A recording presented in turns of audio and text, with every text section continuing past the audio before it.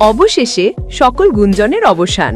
শাকিব খান আসছেন soldier cinema নিয়ে, আর তার সঙ্গে প্রথমবার বড় পর্দায় তানজিন তিশা।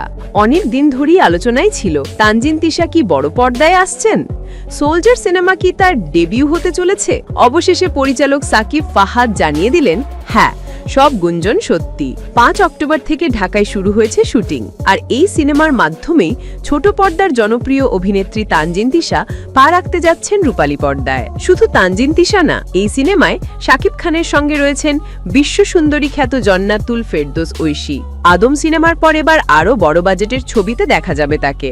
এছাড়া সিনেমাটির শক্তিশালী অভিনয়শৈলী নিশ্চিত করতে থাকছেন তারিক আনাম খান এবং তৌকির আহমেদ, দুই বরেণ্য অভিনেতা। ভাবা যায়?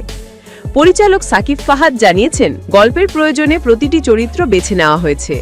তানজিন তিশার এদের প্রথম সিনেমা, আর আমরা সবাই ভীষণ উচ্ছ্বসিত। তিনি আরও বলেন, আশা করি দর্শক নিরাশ হবেন না। সান মিউজিক অ্যান্ড মোশন পিকচার্স লিমিটেডের ব্যানারে নির্মিত হচ্ছে সোলজার। শিগগিরই আসছে তানজিন তিশা ও ঐশীর ফার্স্ট লুক, যা নিয়ে ইতিমধ্যেই ভক্তদের মধ্যে উত্তেজনা তুঙ্গে। এই সিনেমা কি হতে যাচ্ছে ব্লকবাস্টার?